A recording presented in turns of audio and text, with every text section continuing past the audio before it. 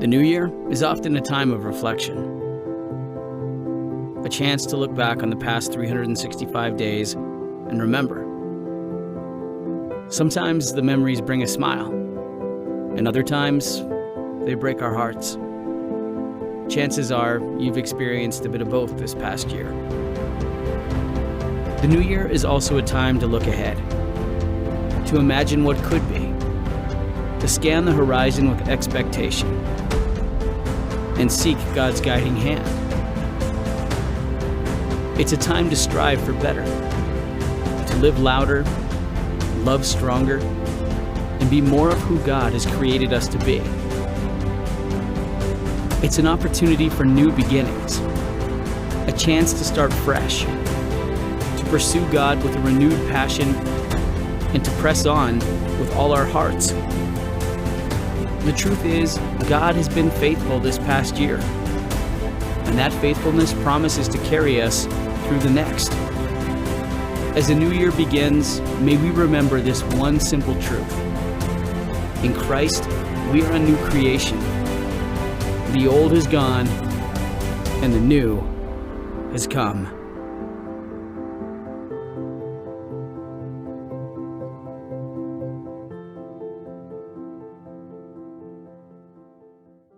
Just like what Paul said, the old year has passed away and the new year has come. And it's important, yes, it's important to cherish all the memories and all the learning experiences we had the past year. But it's more important that we will have a right mindset as we face the new year. Past year, it's past. We can't do anything about that. Yes, we can cherish, again, all the memories, and we can learn, we can get from all the learning experiences we have. But this year, we need to have a right mindset. Okay? Now, many people welcome every year with what? New Year's resolutions. And according to an online learning platform, Go Skills, these are the top 10 New Year's resolutions. And I know some of you have this one already. No, it's to exercise more, to lose weight, to get organized. I'm already planning that this week I'm gonna organize our pantry, and then my closet next week, and then next week my kids' toys and all. That is my New Year's resolution. Learning to learn a new skill or hobby. Some of you wants to improve some skills or talent. Live life to the fullest. Meaning some travels here and travel there. Oh, may travel para dito. Just be happy, you know. Save money and spend less money. Quit smoking. This is common for smokers. Spend more time with family and friends. Travel more and read more. Right? These are the common top 10. New Year's resolution. What's your New Year's resolution, by the way? But don't you know that the study published by a journal of clinical psychologists, after 1 week, only 75% are successful in sustaining their New Year's resolution. It drops down to 71% after 2 weeks. And then after January, the month of January, it drops down again to 64%. And then after 6 months, only 46% is still doing their New Year's resolution. At the end of the year, only 8% feel they are successful in keeping their New Year's resolution. So where are you? Where do you belong? 75% after 1 week? Kain na lang ako. Next year na lang ako I will exercise next year, right? And these are the top 10. Now, there's another website called time.com, and it shows the top 10 common broken New Year's resolution. So, like, top one is to lose weight and get fit. That's number one in the New Year's resolution, but it's also number one who get failed. And then quit smoking, it's number 7 in the New Year's resolution, but it's second of the common broken New Year's resolution. Learning something new, that's number 4. Eat healthier and diet, that's number 2. Get out of debt and save money, that's number 6. Spend more time with the family, that's number 8. Travel to new places, 9. And be less stressed, that's living life to the fullest, that's number 5. And that's top 8 in the mostly commonly broken New Year's resolution. And then volunteer, meaning just to have something to do. And then drink less, not in the top 10. But these are what you can see as a commonly broken New Year's resolution. So what are your New Year's resolutions that are in danger this year? Who will be part of this list? The sad reality, folks, is resolutions are meant to be broken. Is it real for you? Huh? But not always, okay? Not all the time. Because some people are really committed to do their New Year's resolution. They are very serious in keeping the New Year's resolution. Now, let me show you another data from lifehack.org. And he shared the 10 reasons why New Year's resolution fail. The first one is you are treating it as a marathon like a sprint. Okay? A marathon takes time, slow pace running, right? Sprint, it's fast. Marathon takes, it's a long run. A sprint is quick. Okay? You need to finish 100 meters in less than 10 seconds. A marathon, it takes time. If you have a New Year's resolution, it takes time. Okay? You cannot get all you want and you want it now. That attitude will not really succeed in obtaining your New Year's resolution. Small changes, one step at a time, and you will not notice that that you're doing it right. Because if you will do the New Year's resolution now, it's going to be intimidating. Wow, this is so hard. If you do it right, no? If you want to have a six-pack abs in 1 week, magpalabelo ka na lang siguro. But if you have to exercise and diet, you have to be patient. Second one is to put the cart before the horse. Means that you are out of focus because you have lots of things to do. Focus on one thing now. And that's how we're going to succeed in our New Year's resolution. If it's not essential, if it's not important, then don't do it. If it's important, then focus on doing it. Number 3 is you don't believe in yourself. Now, self-doubt is one of the top barriers of accomplishing your goals. I'm not good enough. I don't think I can do this. I don't think I can sustain this. I don't think I can quit something. I don't think I can start some good habits and all. The only way to defeat self-doubt is to believe in yourself, believe in God, and it will help you. It will motivate you to do your New Year's resolution. Too much thinking, number 4. And not enough doing. Diba? You have the New Year's resolution, you plan it, diba? You spend time all the planning, calendar, your schedule, I'm gonna be in gym this time, then you forget na. That's your New Year's resolution, to list down what you want to do, but not doing it. If you want to be successful, keep doing. Nike said, just do it. And you are one step closer to your dream if you're going to do that. Number 5 is you're in too much of a hurry. Like what number 1 said, takes time. The goal isn't a quick, easy thing. If your resolution is a quick and easy thing, then it's a common goal of everyone. Everyone wants to do it.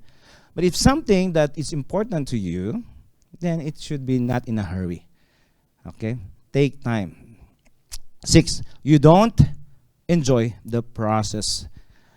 Now, if New Year's resolution is adding stress to you, that's in danger. New Year's resolution or something new to do must remove stress, not add stress to you. You just have to enjoy the process. Enjoy it. Okay? Well, I don't know what's your New Year's resolution. I don't know what your goals and this year. And then number 7, you're trying too hard. The same thing. You're not enjoying the process because you're trying to control everything. And you don't want to leave it to God, but you want to do it yourself. You do beyond what you can. And that's adds stress, and you're trying too hard. Next, what else? You don't track your progress. So that's why you need keeping a written record of your progress will help you sustain, I can do this. It will motivate you. Oh, wow, my wife lose 10 kilos last year, no? 10 kilos, no? That's why she's so ready to get pregnant again. Just kidding. Then if you keep track of that, diba? And then you'll be motivated and you'll be inspired to do it. Okay, number 9 is you have no social support. You need a support. It's so hard to stay motivated if you feel alone. You need your husband, you need your wife, you need your family to support you. You need the support. We have accountability groups here to support you. whatever bad habits that you want to remove or to eliminate, and to focus on doing a good habits that you focus on doing. So feel free to join one of our accountability groups. And the last one, I'm just showing this. Then you know your what, but you don't know what your why. This is a number one reason why New Year's resolution fail. It is good until 6 months, but slowly it fail because you don't know really why you're doing it. Losing weight is good, but why is it important to you? Eating habits, healthy habit is good, but why is it important to you? Getting organized is good. Why is it important to you? Removing bad habits and replacing it with good habits, it's good. But why is it important to you? I want to spend time with my family. Why is it important to you? You need to know why, not only the what. If you answer this question, you will continually be motivated to achieve your goals. Okay? So I showed you the top 10 New Year's resolution. I showed you the top commonly broken New Year's resolution and the reason New Year's resolution fail. But do you know what is the common denominator or reason of these 10? It's the mind. We need to change the way we think. We need the wisdom of God this year. We can only do so much if we focus on the task. Unless we change, someone said, unless you first change your way of thinking, don't expect your goals this year to materialize. It all starts in the mind. The way we reason things, the way we think why we're doing. It's all in the mind. If we have a right mindset, it will lead to right action. If we have a wrong mindset, it will lead to what? Wrong action. That's why we need to have a fresh start. So my message to you is, how are we going to have a fresh start this year? Okay? So that we will have a good, we will succeed in our New Year's resolution or the goals that we want to do this year. The first one is you have to stop making excuses. Like what I said, the barrier to your success, it's your own excuses. I cannot do this. I'm not good at it. I think I don't have what I don't have what it takes to reach my goal. And these are some common excuses of people. Number one, I don't have what it takes. Can you read this from the back, right? So it's a good font. I don't have what it takes to chase my dreams. There are many great men in the Bible, and they make excuses. But when God addressed and responded to their excuses, men, you know them. They are great. They succeed with what God wants them to do. Look at this. There is one guy, Jeremiah. Remember how God approached Jeremiah? God said that Jeremiah, the word came into the Lord and said, Jeremiah, before I formed you into your mother's womb, I set you apart. I have plans for you already. And I appointed you as prophet to the nations. Do you know what Jeremiah said? Oh, can you read this? Read? Klaro ba? I want to know because para next Sunday, I have to improve. No, hindi na. Okay, I will not put red font next time. But Jeremiah said, I do not know how to speak. I am too young. Hey, this is one of the major prophets of the Old Testament. And he himself made an excuse. Ang ganda. Previous verse here, Jeremiah 1, 4 and 5. It says that I formed you in your mother's womb. And before I formed you there, I set you apart already. And this is the same God is telling you. I formed you. Before 2022 came, I already know what I want to do. I want to do for you this year. But some of us is like Jeremiah. I don't know how to speak, Lord. I am too young. But when God addressed his excuses, Jeremiah became one of the well-known major prophet in the Old Testament. He became bold in preaching across Israel about the ways of the Lord, and then he condemned all kinds of evil practices. And you know, the most famous, common, Jeremiah 29:11. You know that. For I know the plans I have for you, declares the Lord. plans to give you hope in the future, the plans to prosper you and not to harm you. That is a passage written by this guy who made an excuse. Don't make an excuse. Stop making an excuse. After this, God addressed Jeremiah, and he never made an excuse. Don't say that I don't have what it takes to chase my dreams this year. God formed you before this year has begun. And he knows what he wants to do for you. Stop making excuses. Another thing is we people would say, I have failed in the past. I cannot do this again because ulit-ulit na it's a repetitive failure for me. Last year I failed. I don't think I'm gonna succeed this year. I will fail again. Before God commissioned Moses, he talked with Moses, diba? And he was 80 years old by the time. Some of you here, si Mami, Nanay Lita, still dancing at 8, 9, anong edad ni Nanay? 86, 85. Oh, di ba? But you know what? Is it she who signed up for LifeLink? She wants to be an usher at the age of 85. Wow, what a heart. No? Siya ba yun? Or ikaw yun, dating Linda? Or ikaw yun, Seth? But what I'm trying to say is it's never too late to do something. When God called Moses, he was 80 years old. And he said, go to Pharaoh, tell Pharaoh, set my people free. You know the response of Moses? Lord, you don't know what you're doing. I just rephrase this, okay? This is not the exact word of Moses, but you can check my references here. Lord, you don't know what you're doing in calling someone like me. Me? To lead these people out of Egypt? Lord, I don't think you're in your right mind. This is Moses. He is addressing God with this statement. And then he said, Lord, why should anybody listen to me? I'm nobody. I committed murder back in Egypt. I killed an Egyptian. And you want me to go to Pharaoh and then tell Pharaoh, set my people free? God, I know you're God, but you're losing your mind. Lord, it's just the same as saying like that. And then another one, he said, Lord, please someone else. Not me. Anybody but me.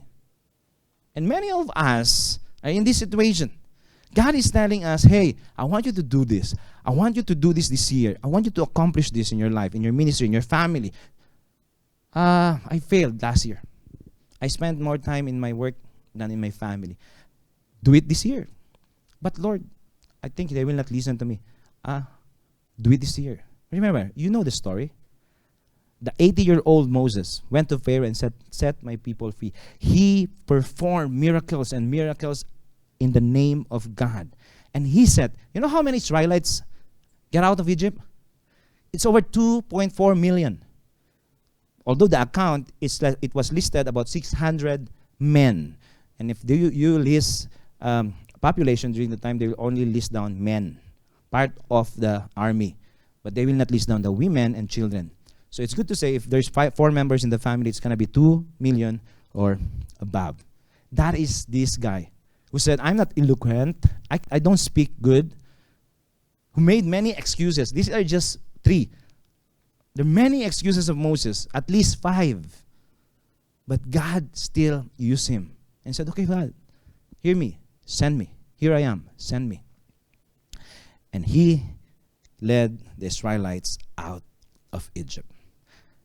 And then some of us will not only say that I don't have what it takes to chase my dreams, I have failed in the past. Another thing is, I don't know what the future holds. Some of us will make excuse, why would I start stepping up in the ministry? I don't know what the future holds. Maybe this year is the end of the world. Maybe, Lord, can you just send me some proof that you are calling me?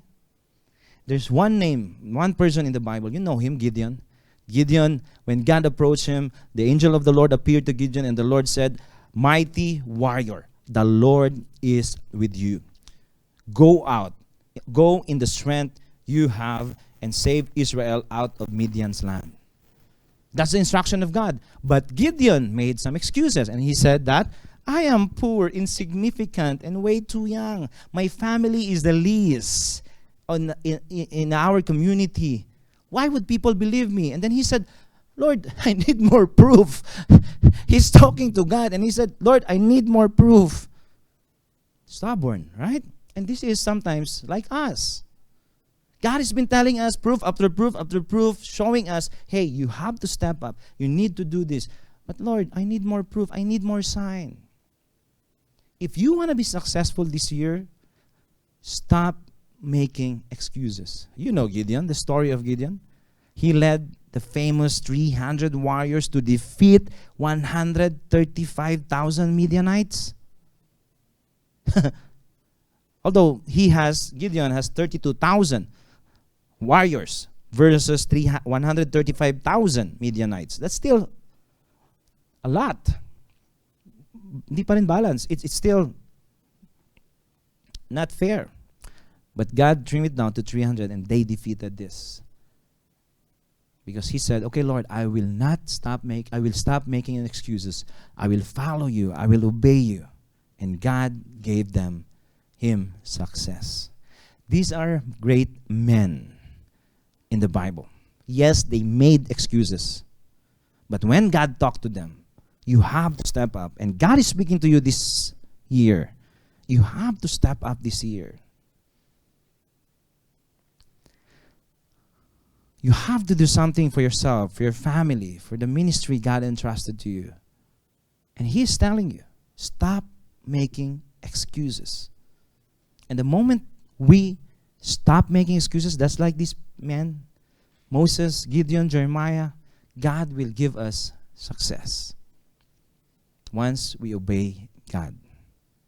Excuses are the nails used to build a house of failure. If you want to keep making excuses for personal development, personal growth, you're building a life of failure.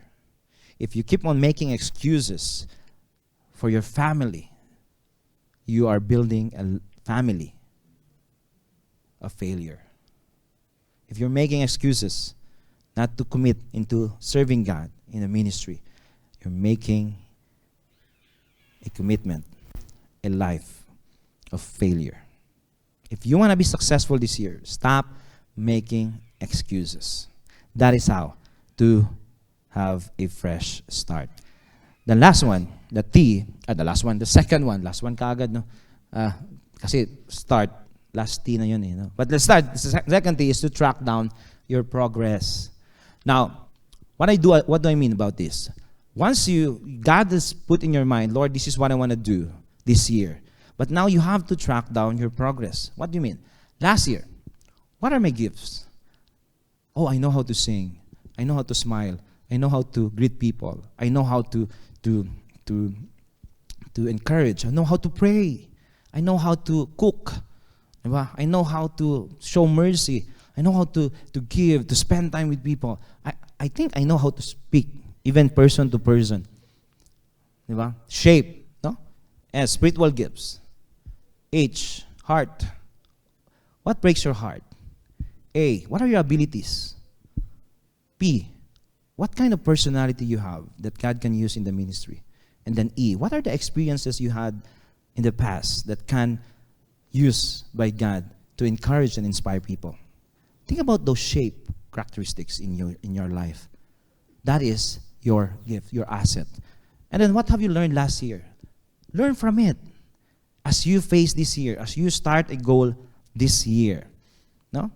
Lessons from the past experiences, from the family conflict that we have last year, from the ministry conflict that we have last year. Let's learn from it. Then let's move forward. Let's continue to love people. And then who could help me? There's strength in numbers. You need a community of believers to sustain you. Support group is very important in starting a fresh start, in starting this year. Yesterday, we had they had a practice at our home, no? The life worship team. And during the devotion, Lucky was leading the devotion, and I was just listening in my office because I'm putting Nico to sleep. And I was there. And I think Lucky said, "What do you want to do this year?" Yung question mo, right? What do you want to, no? What is your New Year's resolution? What do you want to do this year? And I just like what I hear from these people, no? And someone said that I've been stagnant for the past year. And this year, I want to seek and serve God wholeheartedly. I like that. And then someone said that I've been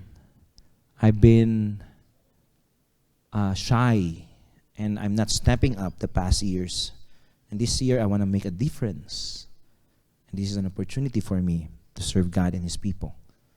And they sing, they play kanina. Stop making excuses and start identifying your gifts, your progress. Where can you serve God? How can you serve His people? And who are the people who could help you do what God wants you to do? And the rest of them would say, I want to serve God actively this year. It's been a while that I haven't sung. I just want to try something new for God and His people. So, if you want a fresh start, stop making excuses, track down your progress. Letter A is act in faith.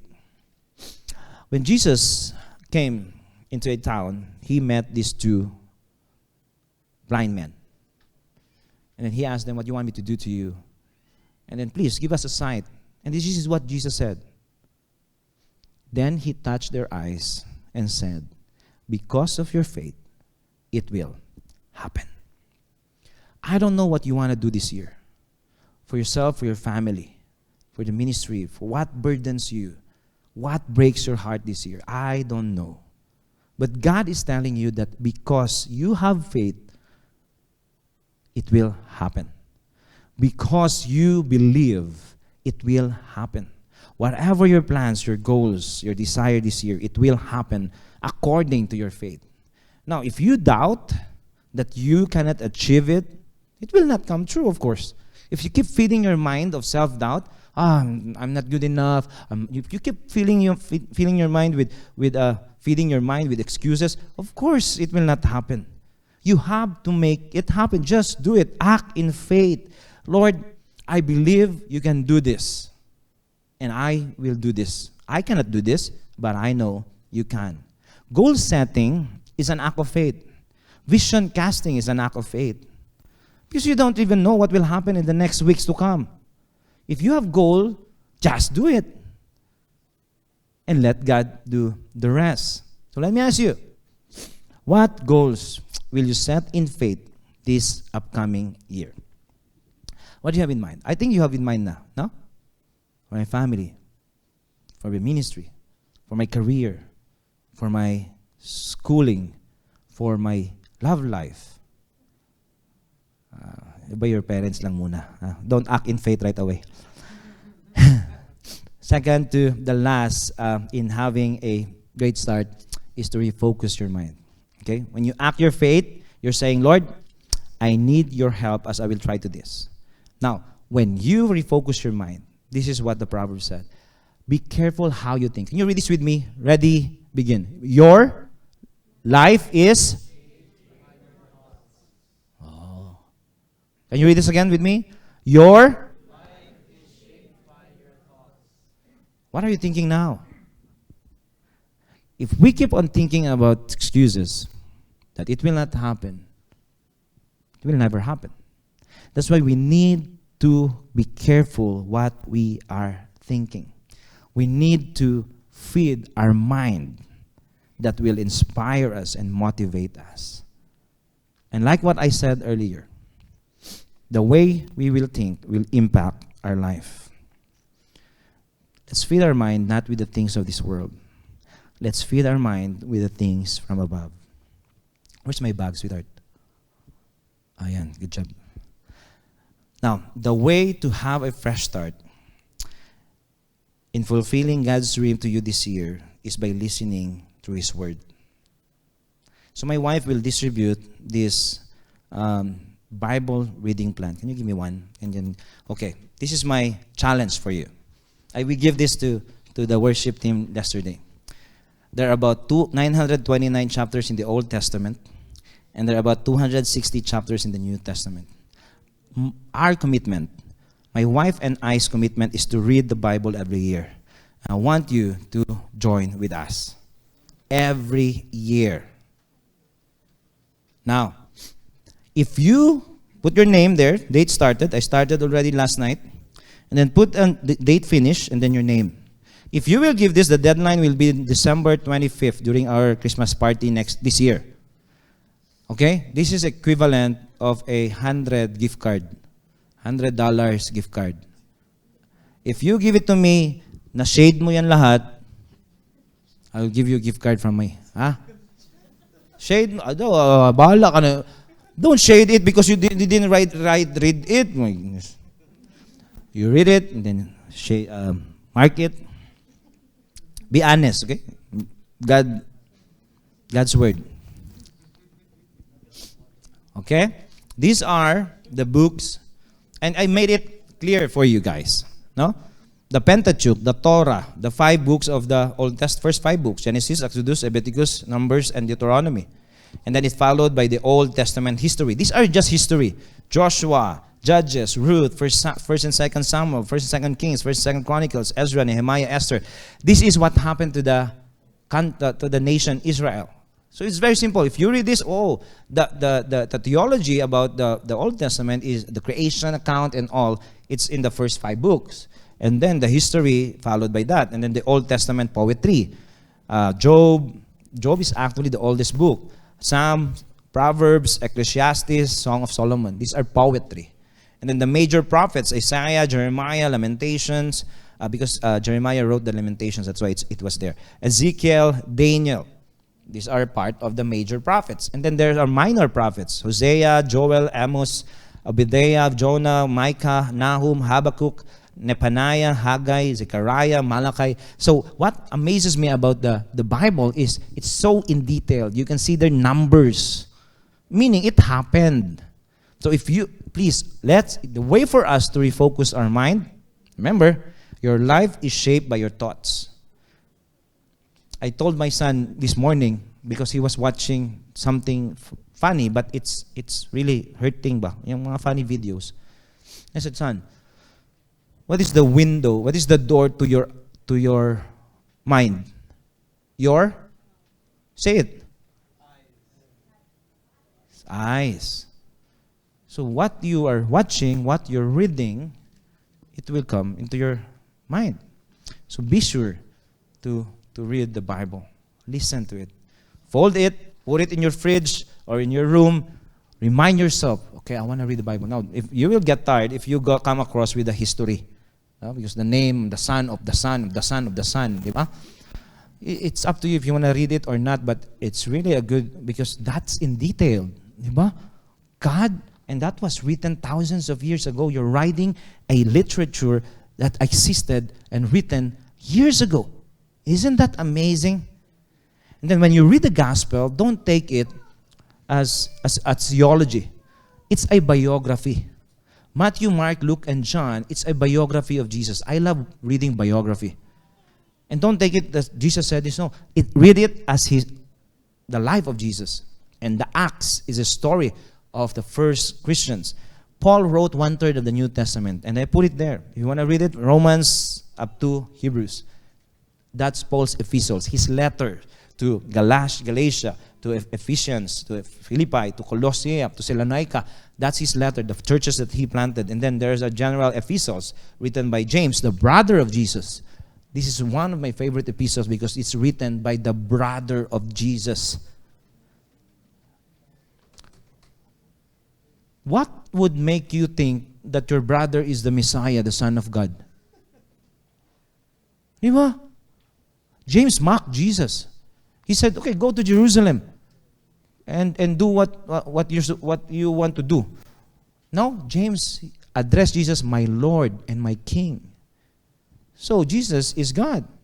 And then Peter, John, and Jude, and then Revelations. This is the New Testament prophecy. I place it that way so that it will be more clear for you how to read the Bible. Because what you have to be careful how you think, what you feed in your mind. Your life is shaped by the way you think or by your thoughts. So, that's my challenge. If you give it to me, personally by the end of the year, this year, I'll replace it with 100 cash or gift card. From my own pocket yun Okay. I agree. Mark my word. Naka-video tayo. Buti na lang hindi. Then, just kidding. Okay, mark it and then you read the whole Bible.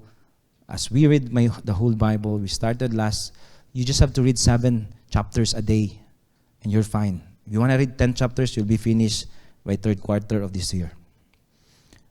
Except that you will be in Psalms. Now, clear. The last one is to trust God this year. That is how you make a fresh start. You know, oftentimes we can see what God is doing in our lives. But one thing is for sure, God is working behind the scene. Oftentimes we ask God, Lord, why you allow these things to happen?